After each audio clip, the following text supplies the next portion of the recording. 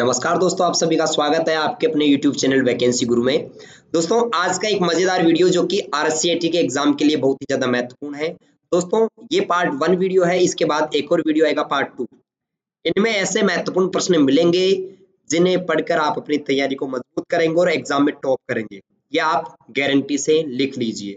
इस वीडियो में जितने प्रश्न बताऊं एक एक को याद कर लो, रट लो। एग्जाम में इसी से संबंधित महत्वपूर्ण प्रश्न मिलने वाले हैं। ठीक है, क्वेश्चन नंबर 1 क्या है? निम्न में से कौन सा मोबाइल ऑपरेटिंग सिस्टम नहीं है? यानी 4 ऑप्शंस में से कौन सा एक मोबाइल का ऑपरेटिंग सिस्टम नहीं है? Android, Google play store, Windows operating system या फिर एप्पल आईओएस। इसका जो सही जवाब है दोस्तों वो है आपका गूगल प्ले स्टोर। ये एक ऑपरेटिंग सिस्टम नहीं है मोबाइल का या फिर किसी भी अन्य का, बाकी सभी ऑपरेटिंग सिस्टम के उदाहरण हैं। प्रश्न नंबर 2 है, एक माइक्रोसॉफ्ट एक्सेल सीट के सेल्स में कुछ नंबर स्टोर हैं। उन सेल्स की संख्या जिनमें 40 से अधिक नंबर हैं जानने के लिए कौन सा फंक्शन का प्रयोग करेंगे? आपको क्या करना है, ऐसे नंबर ऐसे सेल्स को काउंट करना है, गिनना है जिनमें 40 से ज्यादा संख्या है। तो आप किसका यूज करेंगे? दोस्तों वैसे तो हम काउंट करने के लिए, गिनने के लिए काउंट फंक्शन यूज करते हैं, पर यहाँ पर एक कंडीशन है कि 40 से ज्यादा अगर हो, ठीक है, 40 से अगर ज्यादा हो, अबव 40 हो, तो उसके लिए आप काउंट इफ लगाएंगे। मतलब एक कंडीशन यहाँ पर अगर लग गई तो उसके लिए काउंट इफ होता है, तो ऑप्शन डी सही जवाब होगा। प्रश्न नंबर 3 है, माइक्रोसॉफ्ट एक्सेल में नया चार्ट बनाने के लिए निम्न स्टेप होंगे। अगर आपको एक्सेल में एक चार्ट बनाना है तो कौन सा आप किस किस स्टेप का यूज करेंगे? मैं आपको बताना चाहूंगा। सबसे पहले एमएस एक्सेल में चार्ट बनाने के लिए हम डेटा को सिलेक्ट करेंगे। सिलेक्ट करने के बाद इंसर्ट टैब में जाएंगे और उसके बाद चार्ट को सिलेक्ट करेंगे। अर्थात ऑप्शन सी इसका बिल्कुल सही आंसर है। ऑप्शन सी सही है। चौथा देखिए, चौथा प्रश्न बताने से पहले आप एक कमेंट पर गौर कीजिए दोस्तों। ये वो कमेंट्स हैं जो हमारे आरसीआईटी के विद्यार्थियों ने इस चैनल के लिए की है। इन्होंने यहाँ से पढ़कर परसेंटेज बनाई है। ठीक है, प्रश्न नंबर 4, मात्र एक स्लाइड का माइक्रोसॉफ्ट पावर पॉइंट में एनिमेशन चेक करने के लिए निम्न फीचर का प्रयोग करते हैं। मतलब आपको किसी एक स्लाइड का ही एनिमेशन चेक करना है कि इस स्लाइड में क्या क्या एनिमेशन लगा हुआ है, तो आप प्रीव्यू ऑप्शन पर क्लिक करेंगे, यानी उसका प्रीव्यू आप देखेंगे।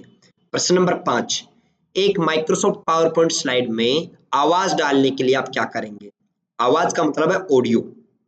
एमएस पावर पॉइंट में यदि आपको ऑडियो इंसर्ट करना हो तो आप इंसर्ट टैब में जाएं, वहां से मीडिया ग्रुप में जाएं, देन ऑडियो के बाद साउंड फाइल को सिलेक्ट कर लें। अर्थात ऑप्शन सी इसका सही आंसर है। मतलब इंसर्ट में से आप ऑडियो, वीडियो, पिक्चर्स कुछ भी इंसर्ट कर सकते हैं। अगला देखो, छठा प्रश्न, आप अपने ई टिकट के आरक्षण की वर्तमान स्थिति कैसे जान सकते हो? यानी आपने एक ऑनलाइन टिकट बनाया, अब आप उसके आरक्षण की वर्तमान स्थिति जानना चाहते हैं, यानी उसका रिजर्वेशन की स्टेटस क्या है, तो आप किसके माध्यम से जानेंगे? ठीक है, आपके पास क्या होना चाहिए कि आप उसकी स्टेटस चेक कर सको, और इसका सही जवाब है दोस्तों पीएनआर।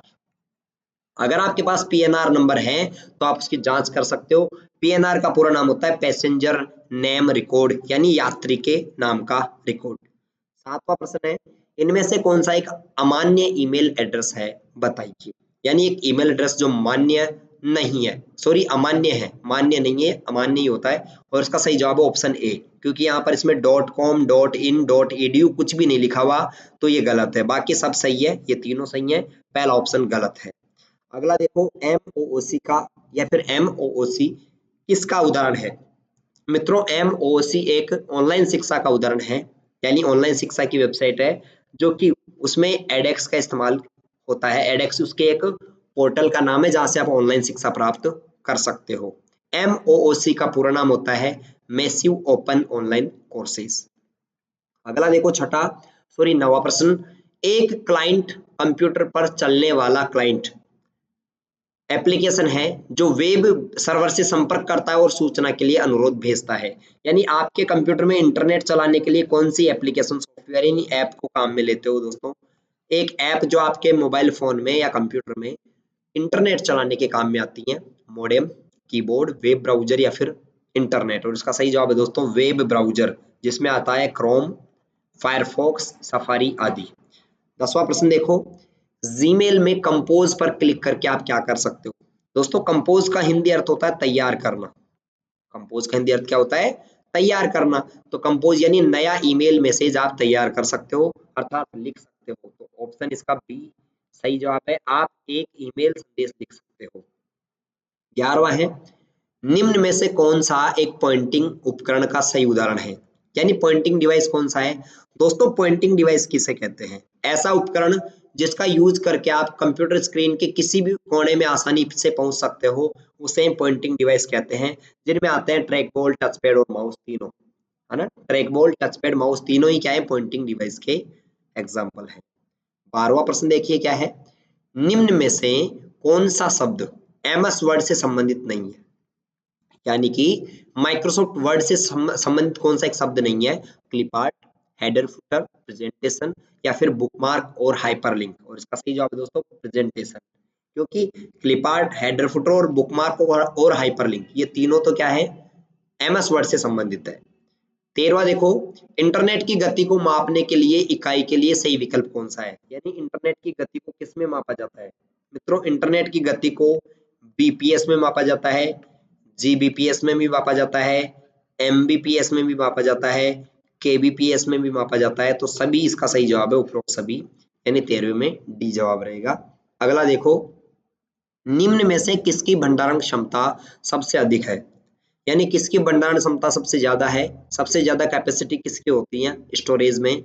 सीडीआर, सीडीआरडब्ल्यू, डीवीडी या ब्लू रे डिस्क। और इसका सही जवाब है दोस्तों ब्लू रे डिस्क।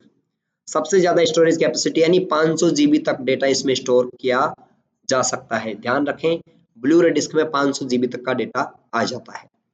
अगला प्रश्न है, निम्न में से कौन सा एप्लीकेशन प्रोग्राम आमतौर पर पीडीएफ फाइल को देखने के काम में आता है? अर्थात आपको पीडीएफ फाइल देखनी है तो कौन सा एप्लीकेशन काम में लोगे दोस्तों? एडोब रीडर का आप काम में लोगे। अगला प्रश्न देखो 16वां, आप कंप्यूटर से सोशल मीडिया का उपयोग खालिस्तान से कर सकते हो। यानी सोशल मीडिया चलाने के लिए आप किन किन का इस्तेमाल कर सकते हैं? ऑप्शंस देखिए, Word, Excel, PowerPoint, YouTube, Google Play, Outlook, Facebook, Instagram, Google Plus. आप सबको मालूम है कि सोशल मीडिया की जो वेबसाइट्स है उनका नाम है फेसबुक, इंस्टाग्राम, गूगल प्लस आदि। 17वां देखो, अधिकांश वेब ब्राउजर वेब पेज के यूआरएल को खाली स्थान पर प्रदर्शित करते हैं। यानी एक वेब ब्राउजर में वेबसाइट का एड्रेस जो दिखाई देता है ना यहाँ पर ऊपर, उस जगह को हम क्या कहते हैं? उसको हम एड्रेस बार कहते हैं। क्या कहते हैं मित्रों? Address bar. 17 में बी आंसर सही है। 18वां देखो, मैच करने वाला प्रश्न है, नीचे दी गई तालिका में मिलान करके बताओ कि सही क्या है। इनपुट डिवाइस कौन सा है इनमें से? दोस्तों इनपुट डिवाइस होता है ट्रैक बॉल, माइक्रोफोन और कीबोर्ड तीनों, यानी पहले में पी, यानी यहाँ पर मैं लिख दूं पहले में पी। दूसरा आउटपुट डिवाइस कौन सा है दोस्तों? आउटपुट डिवाइस है मॉनिटर, प्रिंटर और हेडफोन, यानी दूसरे में आर। और तीसरे में क्या है? स्टोरेज डिवाइस है हार्ड डिस्क, यानी तीसरे में क्यू, तीसरे में क्यू। तो देखो पहले में पी, दूसरे में आर और तीसरे में क्यू कहाँ पर है? पहले में पी, दूसरे में क्यू, तीसरे में आर। पहला गलत, ए गलत है, ए ये नहीं होगा, बी क्यू ये भी गलत है, तीसरा भी गलत, चौथा सही है पी आर क्यू, ठीक है ना। चौथा डी ऑप्शन सही इसका। 19वां देखो, एक ऐसी विधि है जहां कई कार्य या प्रक्रियाएं सामान्य प्रोसेसिंग जैसे कि सीपीयू को साझा करती हैं। यानी कि जहां पर एक साथ एक से ज्यादा कार्य होते हैं, ठीक है, उसको क्या कहते हैं? और एक प्रोसेसिंग मोड जहां पर एक साथ कई सीपीयू का उपयोग करके प्रोग्राम को प्रोसेस किया जाता है। मतलब एक जगह वह प्रक्रिया क्या कहलाती है जहां पर एक से ज्यादा काम हो, एक से ज्यादा काम हो उसके कहते हैं मल्टीटास्किंग, मल्टीटास्किंग, ठीक है ना। और जहां पर एक से ज्यादा प्रक्रिया हो, प्रोसेस हो, उसको कहते हैं मल्टी प्रोसेसिंग, ठीक है। तो यहाँ पर सही जवाब हो जाएगा option B, multitasking and multiprocessing. अगला प्रश्न देखो 20वां, राजमेघ क्या है? यानी राजमेघ क्या है दोस्तों? राजमेघ, मेघ यानी बादल ना, बादल को अंग्रेजी में क्लाउड भी कहते हैं, तो राजस्थान का क्लाउड है, याद रखना, राजस्थान क्लाउड स्टोरेज। 21वां, एक प्रोग्राम है जो कंप्यूटर से जुड़े डिवाइस जैसे कि printer, scanner, CD ROM drive इत्यादि को चलाता है और नियंत्रित करता है। यानी कि ये जो चीजें हैं इनको डिवाइस कहते हैं, और डिवाइस को चलाने वाले को क्या कहते हैं दोस्तों? चलाने वाले को, जो चलाता है उसको ड्राइवर कहते हैं। तो डिवाइस को चलाने वाला कौन हुआ दोस्तों? Device driver. तो इसका सही जवाब ऑप्शन डी रहेगा। ओके, 22वां प्रश्न देखो, निम्नलिखित सेवाओं में से कौन सी सेवा का ई-मित्र वेब पोर्टल का उपयोग करके लाभ नहीं उठा सकते? यानी कि आप ई-मित्र वेब पोर्टल से कौन सी सेवा का लाभ नहीं ले सकते? आप बिजली का बिल का भुगतान कर सकते हो, बिल्कुल सही है। पानी का बिल भी भुगतान कर सकते हो, सही है। मूल निवास प्रमाण पत्र यानी बोनाफाइड बनवा सकते हो, ये भी सही है। पर मोबाइल के बीच फाइलें साझा नहीं कर सकते ई मित्र से, तो ऑप्शन डी सही जवाब रहेगा इसमें। अगला देखो 23वां, खालिस्तान का उपयोग दो या दो से अधिक मोबाइल उपकरणों के बीच फाइल को ट्रांसफर करने के लिए किया जाता है। आप दो मोबाइल्स के बीच फाइल ट्रांसफर करना चाहते हैं तो आप ब्लूटूथ का इस्तेमाल कर सकते हैं और आप इन तीनों का इस्तेमाल नहीं कर सकते, अर्थात ऑप्शन ए इसका सही जवाब है। 24वां देखो, कॉम्बिनेशन कीज कौन से इनमें से बताना है।